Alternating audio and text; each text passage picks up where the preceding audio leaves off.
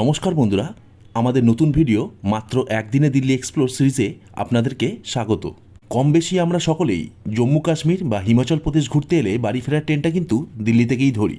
ফলে সকাল সকাল দিল্লি চলে আসি আর হোটেলে ঘন্টার পর ঘন্টা রেস্ট নিয়ে তারপর সন্ধে নামার সময় ট্রেন ধরে বেরিয়ে পড়ি বাড়ি ফেরার উদ্দেশ্যে। কিন্তু কেমন হয় যদি হোটেলে কাটানোর সময়ের মধ্যেই দিল্লি শহরটাকে ঘুরে এক্সপ্লোর করে নিতে পারি?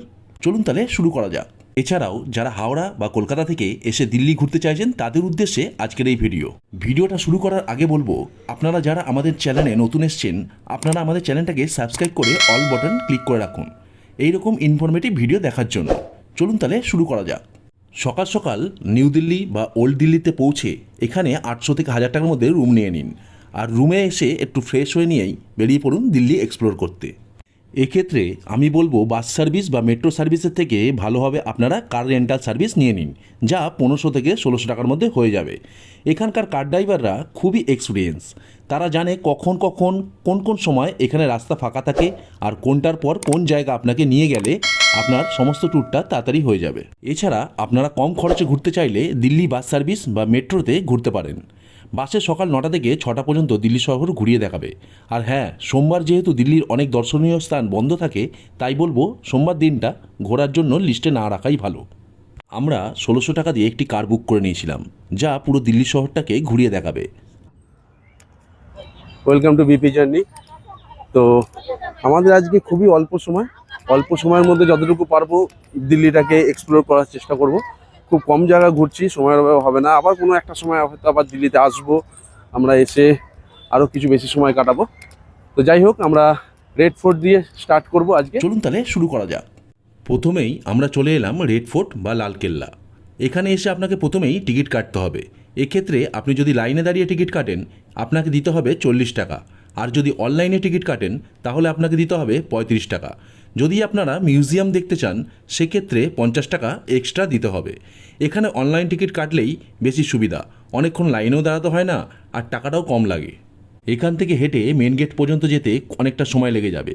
যেহেতু হাতে সময় খুব কম, তাই আমরা এই ভেতরে টোটো কাউন্টার থেকে আপ অ্যান্ড ডাউনের টিকিট কেটে নিয়েছিলাম। এখান থেকে টিকিট কেটে নিতে হবে 12 টাকা করে। দুটো একসাথে কেটেছি, তাই 48 টাকা পড়লো। আর এখানে এসে এইখানেতে দাঁড়িয়ে লাইন দিতে হবে। লাইন হবে আমলো, আচ্ছা এখানে লাইন দিতে হবে। লাইন দিয়ে আমাদের জন্য টোটো আসবে, এখান থেকে পিক আপ করবে, তারপর আমরা যাব। আর হ্যাঁ, এই রেড ফোর্ট বা লালকেল্লা ওপেন হয় সকাল 9টা আর বন্ধ হয় বিকেল 4:30। সোমবার দিন বন্ধ থাকে।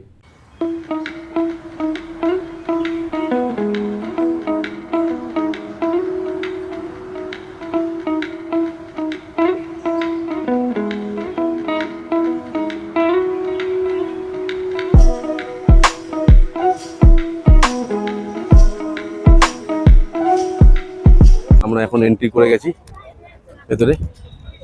এই যে টিকিটটাকে কেটে দিল। কেমন লাগছে? ভালো, কিন্তু সময় খুব কম, যার জন্য আমরা ছুটছি।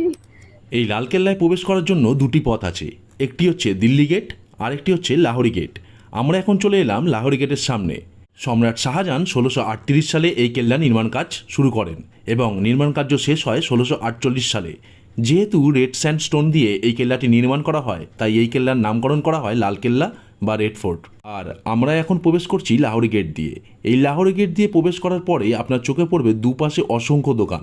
এইখানে চাইলে আপনারা কেনাকাটা করে নিতে পারেন। এই মার্কেটে নানা রকম জিনিসপত্র পেয়ে যাবেন। এই মার্কেটটির নাম হলো মিনার মার্কেট।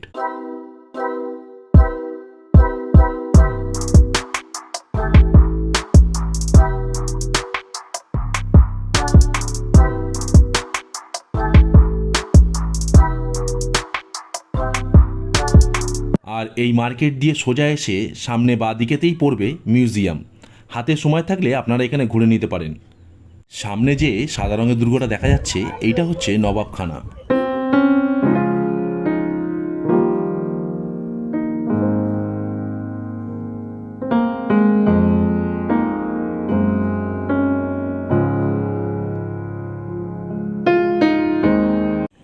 আর আমরা এখন আছি নবাবখানার ঠিক পেছন দিকটাতে। আর এই নবাবখানার যে দুর্গটা আছে তার গায়ের কারুকার্যগুলো দেখুন, অসাধারণ।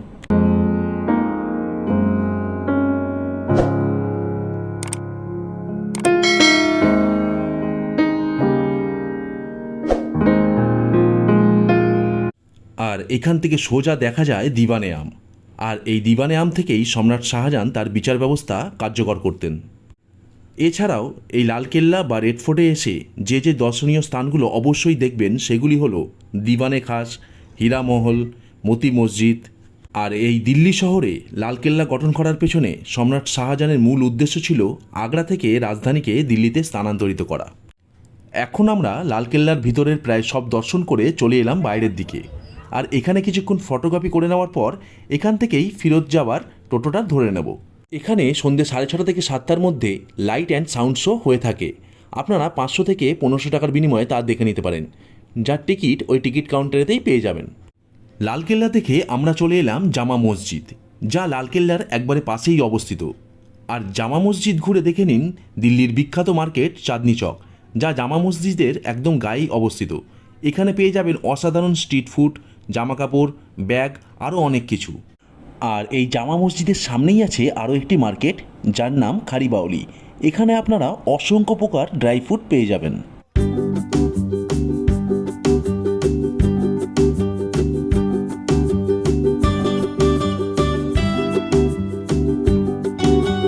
নেক্সট আমরা যাব গান্ধী সমাধি, রাজঘাট।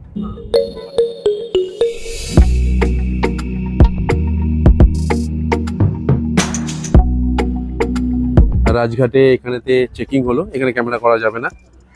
হ্যাঁ, আমার পকেটে মাইকটা ছিল বলে ওনারা একটু বলছিলেন কি আছে, মেশিনে শো করেছিল, তো দেখালাম মাইক আছে, তারপর ওনারা ছেড়ে দিলেন।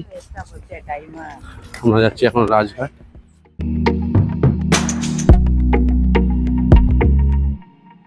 আর এই রাজঘাট সকাল 6:30টায় ওপেন হয় এবং সন্ধ্যে 6টায় ক্লোজ হয়।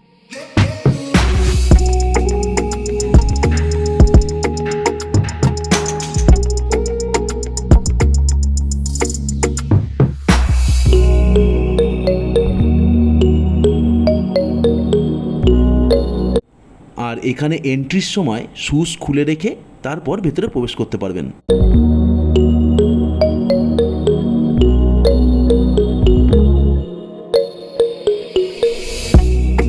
এটি হলো ভারতের রাষ্ট্রপিতা মহাত্মা গান্ধীর সমাধিস্থল। আর এই সমাধিস্থলে যে হে রাম লেখা শব্দটি দেখছেন, এই হে রাম শব্দটি মহাত্মা গান্ধীর বলা শেষ অক্ষর। আমাদের ইন্ডিপেন্ডেন্স ডেতে এই রাজঘাটে মহাত্মা গান্ধীকে শ্রদ্ধাঞ্জলি দেওয়া হয়ে থাকে। এবার আমরা রাজঘাট ছেড়ে বেরিয়ে যাব কুতুব মিনার দর্শনের উদ্দেশ্যে। আমরা এখন চলে এসেছি দিল্লির একটি বিখ্যাত পর্যটন কেন্দ্রে, যার নাম কুতুব মিনার। এখানকার প্রবেশ মূল্য 40 টাকা। এই কুতুব মিনার ওপেন হয় সকাল 5টা এবং ক্লোজিং টাইম হলো সন্ধ্যে 7টা।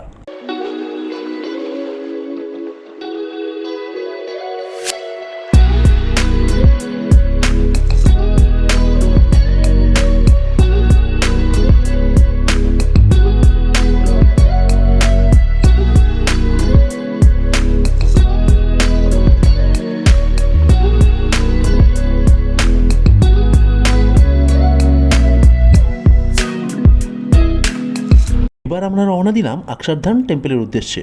এখন আমরা আছি অক্ষরধাম টেম্পলে। এই মন্দিরটি ভগবান বিষ্ণুর মন্দির।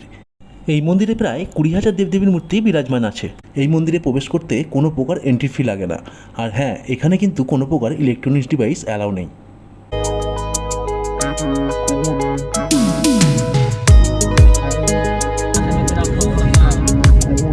এবার আমরা চলেছি গুরুদুয়ারা বাংলা সাহেবের দিকে।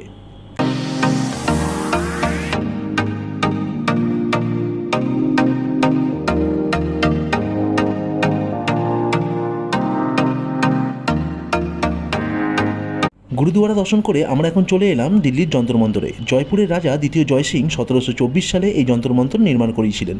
এছাড়াও তিনি ভারতের মথুরা, বেনারস, জয়পুর, উজ্জয়িনীতে যন্তরমন্তর নির্মাণ করান। মোট আমাদের দেশে 5টি যন্তরমন্তর আছে। এবার আমরা যাচ্ছি দিল্লির খুব নামকরা একটি জায়গা, যার নাম অগ্রসেন কি বাউলি। এই জায়গাটি দিল্লির দর্শনীয় স্থানগুলির মধ্যে অন্যতম, কারণ এখানে অনেক সিনেমার শুটিং হয়েছে, যেমন পিকে, চাঁদনি চক টু চায়না, সুলতান। এছাড়াও এই জায়গাটি হন্টেড প্লেসের জন্য খুব বিখ্যাত।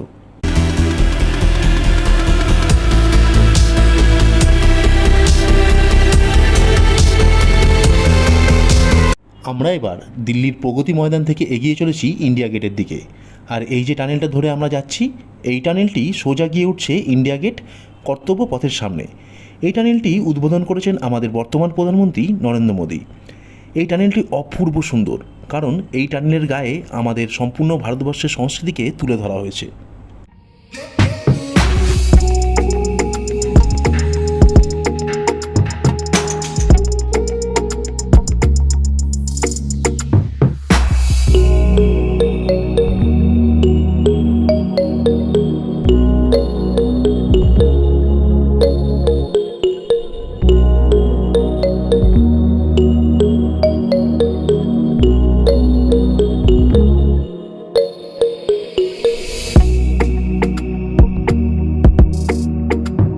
আর আমরা এখন চলে এসেছি দিল্লির কর্তব্য পথের সামনে। আর এই যে বাঁ দিকে ওই যে দূরে দেখা যাচ্ছে রাষ্ট্রপতি ভবন। আর প্রতি বছর 26শে জানুয়ারিতে এই কর্তব্য পথ ধরেই হয় আমাদের জওয়ানদের প্যারেড, যা রাষ্ট্রপতি ভবন থেকে আসে এই সোজা ইন্ডিয়া গেট পর্যন্ত। আর ইন্ডিয়া গেটের একবারে সামনে যেতে হলে আপনাদেরকে সাবওয়ের রাস্তা দিয়ে চেকিং করে যেতে হবে। এই সোজা চলে গেলেই পাবেন ইন্ডিয়া গেট, আন্ডারগ্রাউন্ডের তলা দিয়ে আমরা যাচ্ছি। ওই যে গাড়িগুলো চলছে, আমরা ওপারে ছিলাম, ওই যে দেখা যাচ্ছে রাষ্ট্রপতি ভবন, আমরা ও রোডের ওপারে ছিলাম। আর এই সাবওয়ে দিয়ে আমরা এখন এসে উঠলাম এইখানেতে। অবশেষে আমরা চলে এলাম ইন্ডিয়া গেটের সামনে।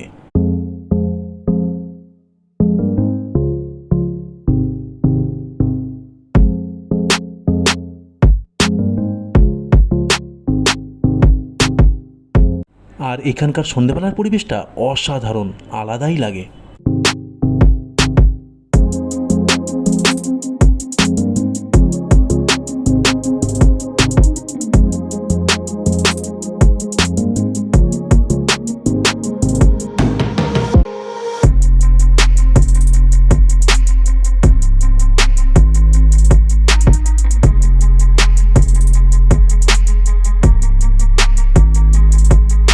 এখানে কয়েকটা সেলফি তুলে নিয়ে এবার আমরা এগিয়ে চললাম হুমায়ুন মাকবারা বা হুমায়ুন টুমের দিকে। এই হুমায়ুন মাকবারা এটি হলো আসলে হুমায়ুনের সমাধিস্থল, যা হুমায়ুনের মৃত্যুর পর তার স্ত্রী হামিদা বানু বেগম 1562 সালে নির্মাণ করিয়েছিলেন। এখানকার এন্ট্রি ফি হলো 40 টাকা। এটি সকাল 6টা থেকে সন্ধ্যে 6টা পর্যন্ত খোলা থাকে।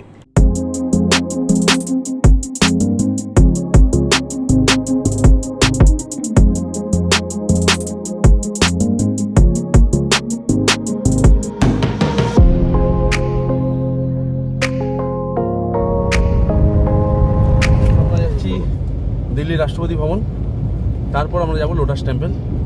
এটা রাষ্ট্রপতি ভবনের এন্ট্রি গেট। আমরা এখন চলে এসেছি রাষ্ট্রপতি ভবনের একদম সামনে, কিন্তু এখানে এসে জানতে পারি যেহেতু বিগত 5 দিন আগেই 22শে এপ্রিল 2025 কাশ্মীরের পেহেলগাঁও বৈশালীন ভ্যালিতে টেররিস্ট অ্যাটাক ঘটনাটি ঘটার জন্য এখানে সব প্রবেশ নিষিদ্ধ ছিল, তাই বাইরে থেকে এই রাষ্ট্রপতি ভবনকে দেখে বিদায় নিতে হলো আমাদের।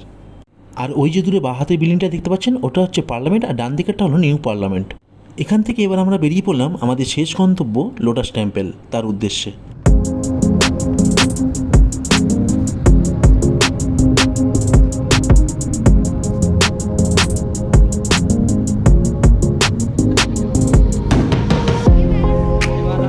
এখন আমরা পৌঁছে গেলাম আমাদের শেষ গন্তব্য লোটাস টেম্পল, আর এখানে কোনো প্রকার এন্ট্রি ফি লাগে না।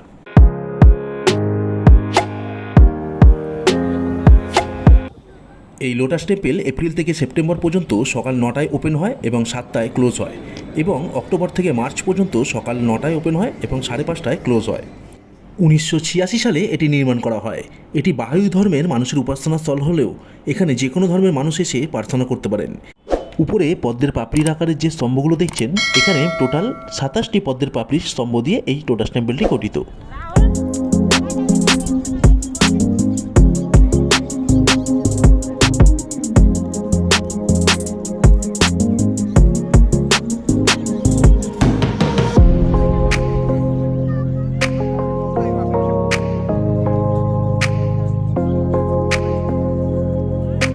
আর লোটাস টেম্পলের বাইরে এসে এখানকার ফেমাস লস্যি খেতে কিন্তু একদম ভুলবেন না। এবার আমরা বেরিয়ে পড়লাম বাড়ি ফেরার উদ্দেশ্যে, কিন্তু বাড়ি ফেরার আগে কিছু কেনাকাটা করে নিতে হবে, তাই আমরা চলে এলাম দিল্লি হাটে।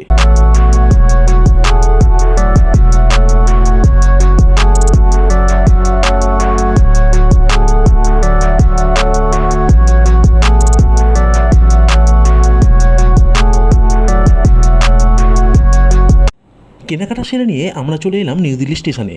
এখান থেকে বিকেল 5:40 পূর্ব এক্সপ্রেস ধরে নিলাম, যা আমাদের পরের দিন বিকেল 5টায় হাওড়া নামিয়ে দেবে। চলুন তাহলে দেখে নেওয়া যাক যারা হাওড়া বা কলকাতা থেকে এসে দিল্লি ঘুরতে চাইছেন এই দিল্লি ট্যুরেতে আপনাদের কী খরচ হতে পারে। প্রথমেই আমি বলবো আপনারা হাওড়া থেকে সকাল 8টার পূর্ব এক্সপ্রেস ধরে নিন, কারণ কম খরচে ট্রেনটা বেশ ভালো এবং আপনাকে পরের দিন একদম সঠিক সময় সকাল 6টায় দিল্লি নামিয়ে দেবে, যার ভাড়া পড়বে স্লিপার ক্লাস 665 টাকা এবং 3 টায়ার এসি 1735 টাকা। আর ওল্ড দিল্লিতে এসে এখানে 800 থেকে 1000 টাকায় সস্তায় রুম নিয়ে নিন শুধুমাত্র ফ্রেশ হওয়ার জন্য, আর রেলের ডরমিটরি পেয়ে গেলে তো কোনো কথাই নেই। তারপরে আপনারা হোটেল থেকে 1 থেকে 1.5 ঘন্টার মধ্যে ফ্রেশ হয়ে কিছু খেয়ে ওখান থেকে কার রেন্টাল সার্ভিস নিয়ে নিন, যা 1600 থেকে 1800 টাকার মধ্যে হয়ে যাবে। এবার লাগেজ গাড়িতে নিয়ে সকাল 8টার মধ্যে বেরিয়ে পড়ুন দিল্লি এক্সপ্লোর করতে। দিল্লি সম্পূর্ণ এক্সপ্লোর করা হয়ে গেলে ওই গাড়ি নিয়ে চলে আসুন নিউ দিল্লি। এখান থেকে ধরে নিন বিকেল 5:40 পূর্ব এক্সপ্রেস, যার স্লিপার ক্লাস ভাড়া পড়বে 635 টাকা এবং 3 টায়ার এসি ভাড়া পড়বে 1665 টাকা। যদি আপনারা কলকাতা বা হাওড়া থেকে এসে দিল্লি ঘুরতে চান, সেক্ষেত্রে একজনের খরচা হবে স্লিপার ক্লাস নিয়ে 4300 টাকা এবং 3 টায়ার এসি খরচা হবে 6400 টাকা। বন্ধুরা, এরকম ইনফরমেটিভ ভিডিও আরও পেতে হলে আমাদের চ্যানেলটাকে সাবস্ক্রাইব করে পাশে থাকুন। তাহলে দেখা হচ্ছে পরের ভিডিওতে। জয় হিন্দ, বন্দে মাতরম।